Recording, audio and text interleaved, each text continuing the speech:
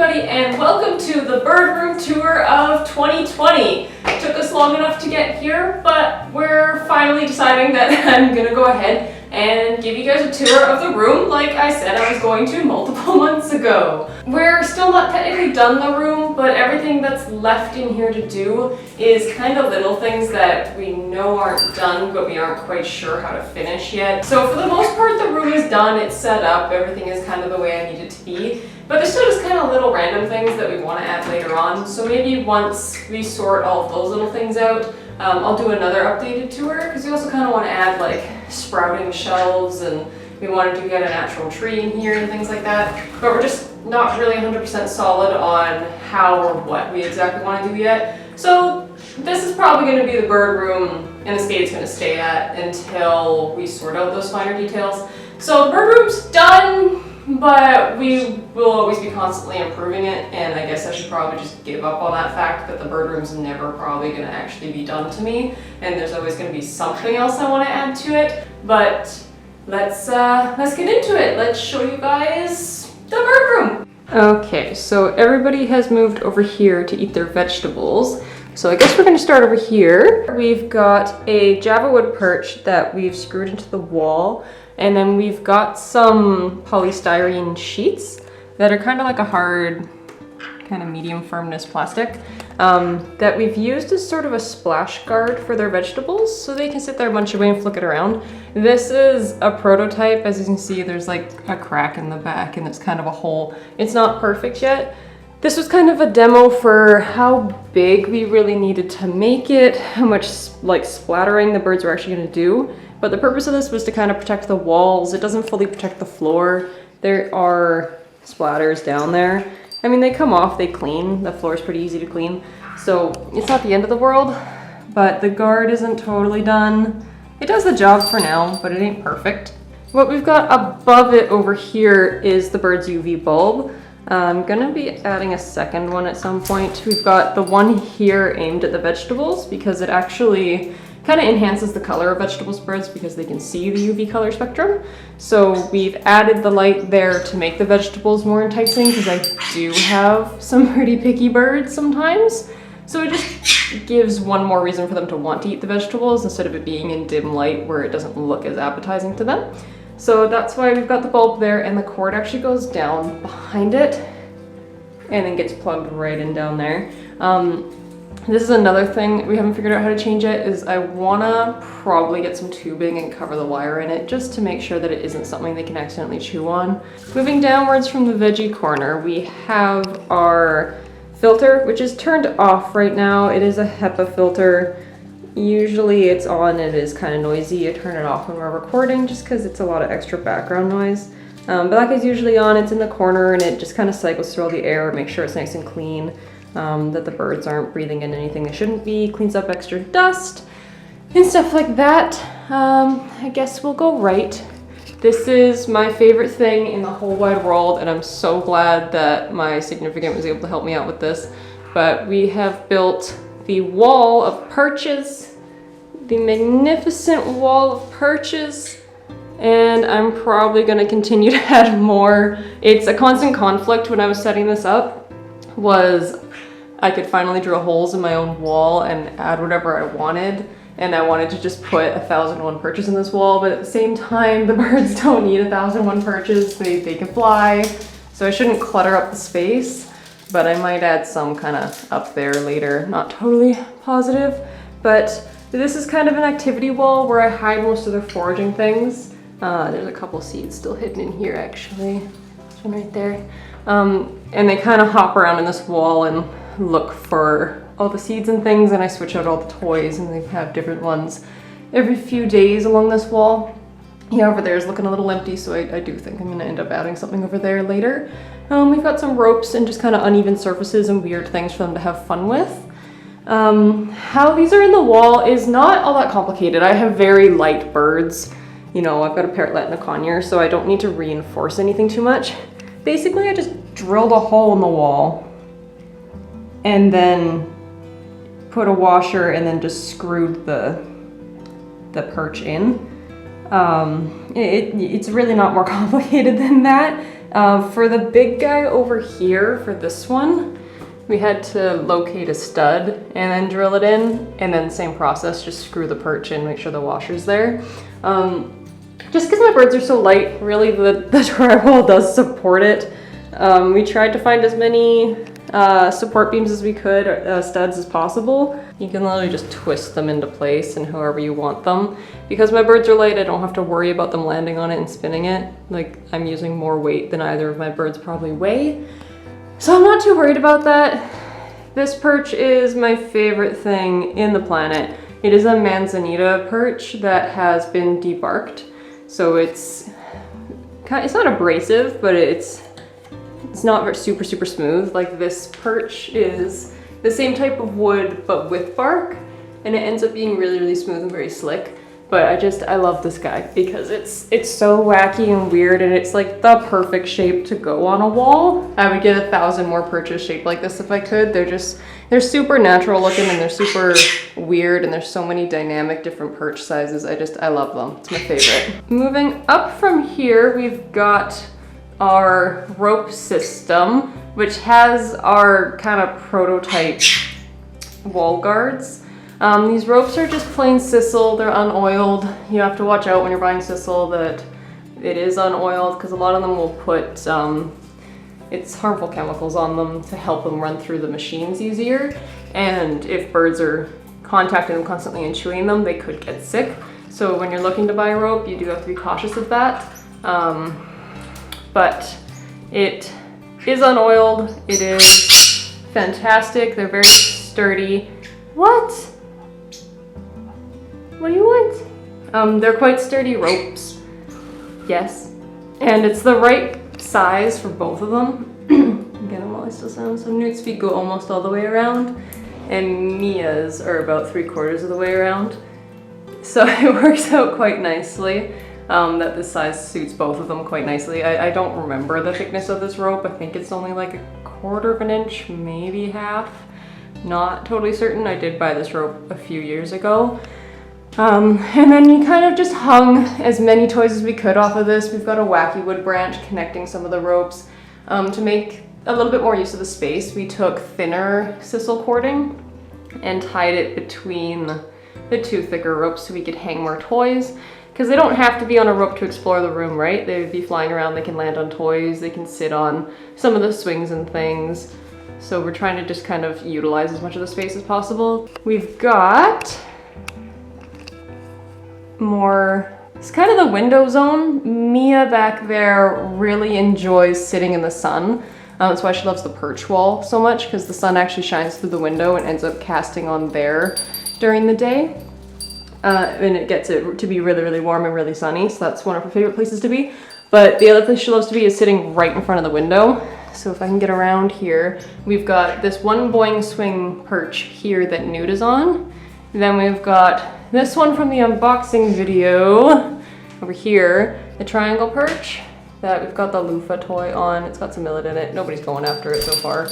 But we've got this perch here so she can hang in the sun and do that. And then we've got this guy here, the little atom right front. I think we're gonna probably add some more toys there and make it a little more fun. So far she hasn't been hanging out on this one too much. I've seen her on this guy, and I've seen her hanging out over here. So that's good. She's getting her sun, she's having a good time. But yeah, we try and kind of cluster as much as we can in the window, just because it is a very active spot for Mia, and we want to make sure that she's enjoying all the enrichment and toys and things, even if she's going to be very limited to where she wants to be. So moving up here is kind of our demo prototype wall protectors. Go to this guy over here. It's just a piece of cardboard from like a cereal box that we cut into a circle, and then you just put a little slit in it so you can pop it over. This is because Newt likes to destroy everything. So if I were to take this off, the hole back there is actually very exposed, and he could easily kind of pick away at the wall from there. And I know he will. So that's why we've got these guards in place. So if you choose the cardboard, it's not the end of the world, but at least the wall is protected. I can't really replace the wall. I think we're gonna end up changing these into the same material we've used for the splatter guard, the little veggie zone. Just because then the material isn't going to break down as fast and I won't have to replace it as frequently. We haven't really done anything special to attach these to the walls. All of these guys we made sure were in studs because they are supporting quite a bit of weight with all of the toys that are on them.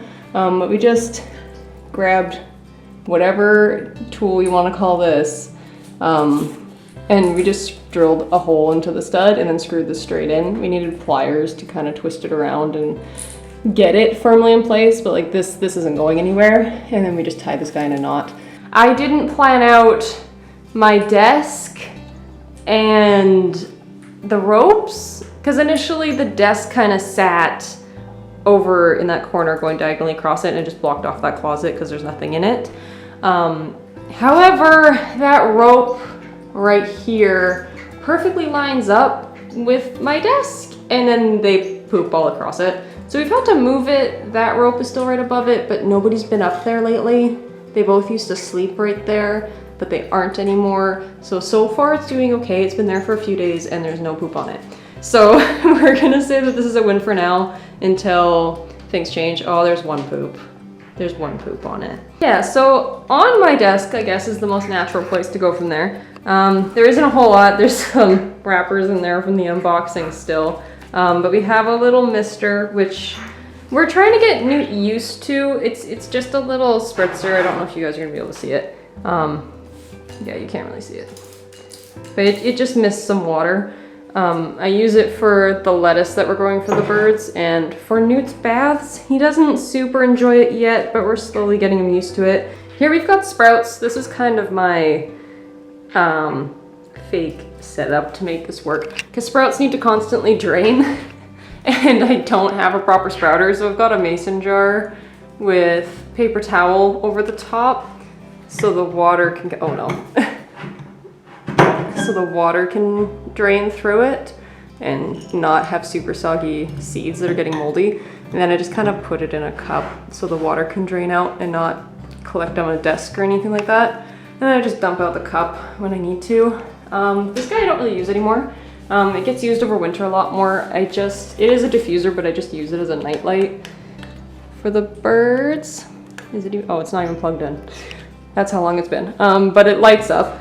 And sometimes I'll put just plain water in there to help with humidity, but otherwise it just kind of lights up and acts as a nightlight for them. Moving over, we hit the door. This is basically our food and treat organization. We've got our treat pouch on the bottom. And then moving up, you've got a variety of different treats. And here's a chopstick for target training. The spoon that we use to measure out their food is just a teaspoon. You've got little grains of millet, then you've got some dried mango, some flax seeds, and then this is like a mixture of herbs and stuff that sometimes I'll sprinkle on the vegetables just to give them a little bit more variety. And then there's a cuttle bone sitting in the middle there. The next row is more treats. We've got a crumbled up seed mixture, sesame seeds, and then this is a bunch of Mia's feathers. These are all flight feathers and tail feathers and things like that. The next shelf, we've got Totally Organics seed mix. This is what's in the sprouting jar. It's a mixture of like pumpkin seeds and it's a lot of seeds. It's a lot of different seeds that we sprout just to give them variety. Just makes it a little less effort for me, and I was ordering food anyway, so I figured I'd give it a try. It's been working good so far, so I've got nothing against it. And then this was a fun thing we got them a little while ago. It's dried corn. And basically you throw it in the microwave and it makes tiny itty bitty popcorns. I've done it before, but it's been a little while since I've done it, so maybe I'll pop a new one and do another video on those because those guys are fun. The last shelf is mostly food. So we've got, this is Totally Organics pellets, and this one's Harrison's. This is a jar of Newt's feathers. Those are mostly wings and tails. And then the last jar is millet. I have more millet in the drawer. I just need to actually get around to refilling it. But that's kind of our organization for their food and kind of the things we use more regularly. So to the right, we've got their cages. This was a lot of fun. I was so excited doing this, making them raised off the ground. I didn't have anything against them standing on top of each other.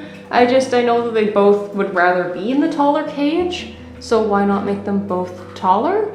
But basically all we did for this was we found studs in the back, and we spent forever in the hardware store finding stainless steel screws and washers, and we just screwed it into the wall. There's the other one. There it is, up there. It's just to make sure it stayed against the wall. There's a few more in there, and then it's got braces on the bottom that are basically what you'd use to make kind of like a floating shelf, I guess. Again, each of these are in studs, so these cages are extremely secure. They aren't going anywhere. They won't even shake. And they've been up there for a few months now. Nothing's warped, nothing's changed, nothing's wiggled, and it's doing really good. So I'm so happy with that. I think it looks really good. It's my favorite part.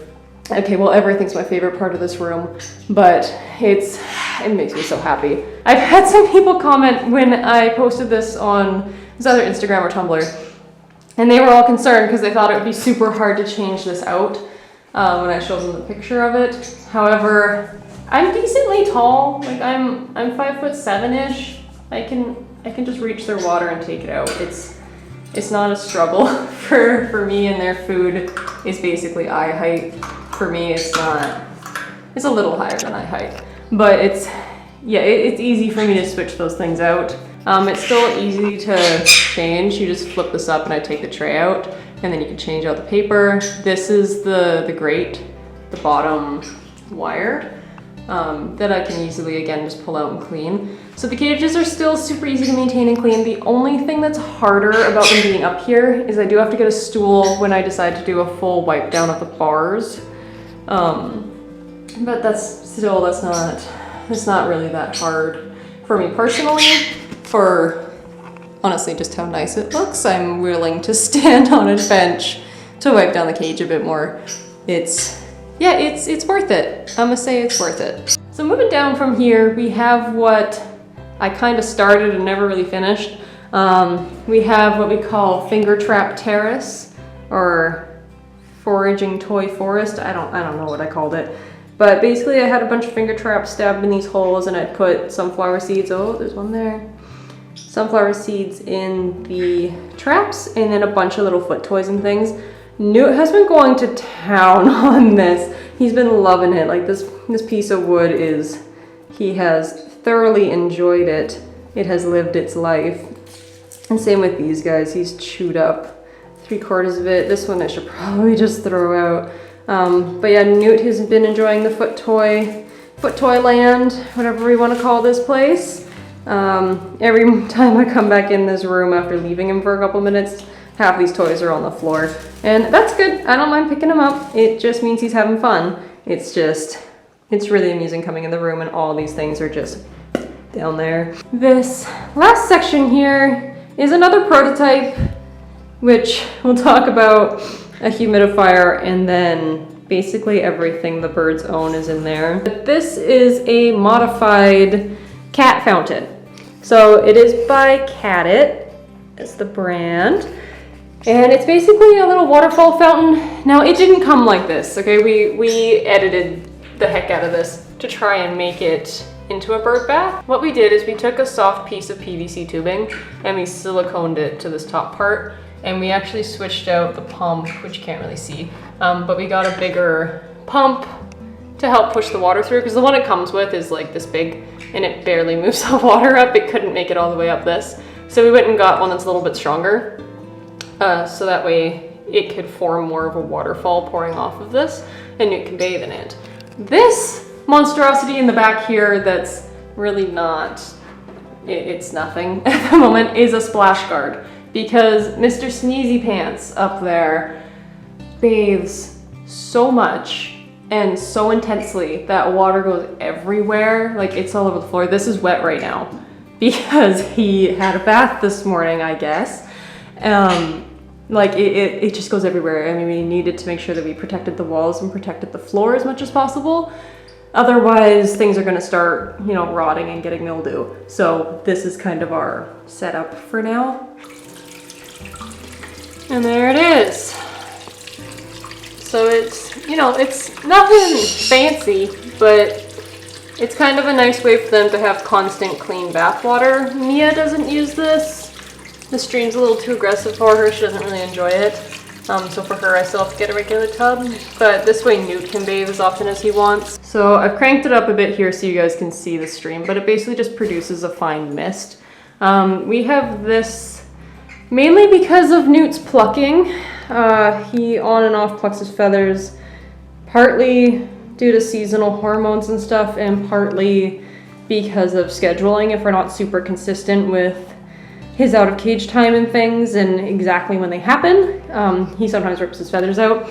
But we got this to help increase the humidity in the room, just in case it's because he's itchy or, you know, his skin's dry or whatever.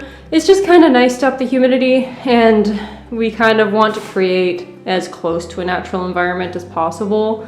And he's naturally from a very humid zone, so increasing that humidity can't really hurt him. If anything, it'll be beneficial.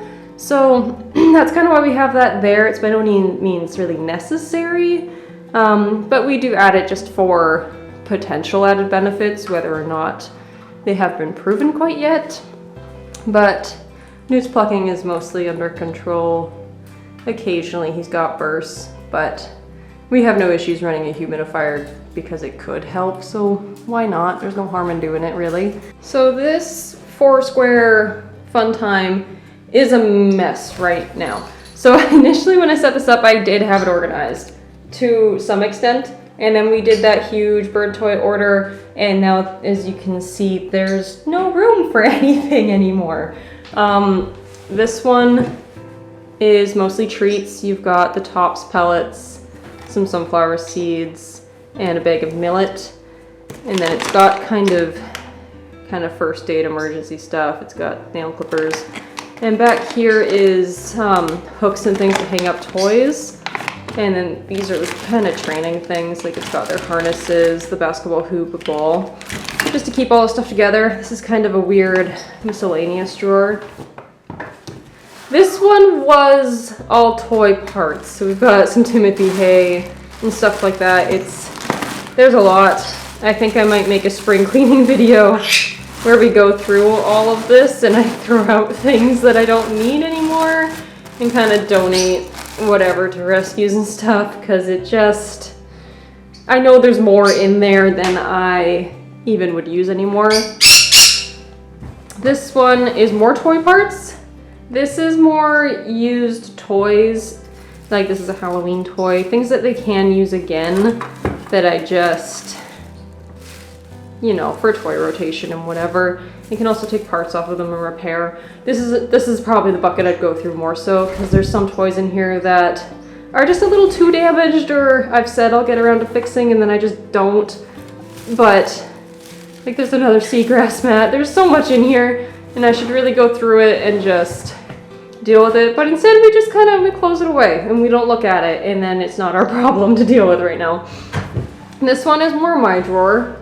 It's a little whatever. It's got a sketchbook, it's got a training manual, it's got a few different training books, it's got a field guide to birds, and then it's got kind of just pencils and stuff. This is more me than it is bird, really. Yeah, so that's our magnificent bird room and everything that is in it. I don't think there's anything else really in here to talk about, to be honest with you.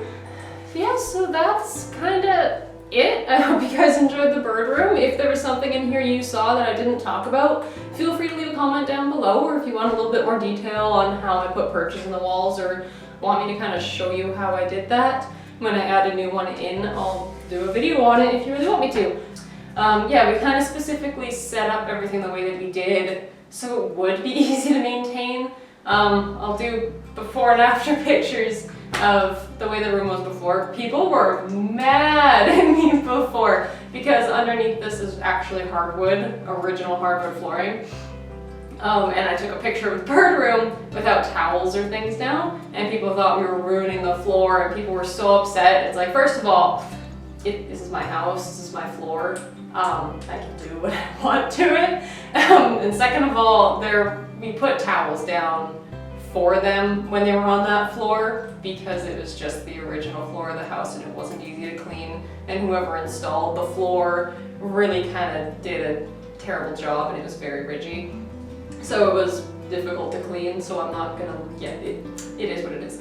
But this floor, we don't put anything down on. I might put one under the vegetables just because we're still trying to figure out that splatter zone.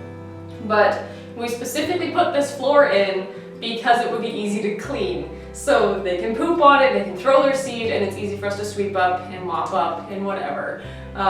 That's the whole point of setting up a designated bird room and designing it for them, is that it's easy to maintain, it's easy to clean, it's low maintenance, all that sorts of stuff. And that is why it is that way. Okay, so that's gonna do it this time around. I hope you guys enjoyed Bird Room Tour 2020, and I hope it was kind of everything you guys wanted it to be, because I know we've been asking for it for a while, and I've been sucking and not doing it because I kept putting off the little final finishing touches and things like that. But that's it. That's the bird room. That's what we got. Again, if there's stuff I didn't mention, feel free to let me know and I'll answer it down below. Thank you guys so much for watching, and I will see you all in the next video. Bye!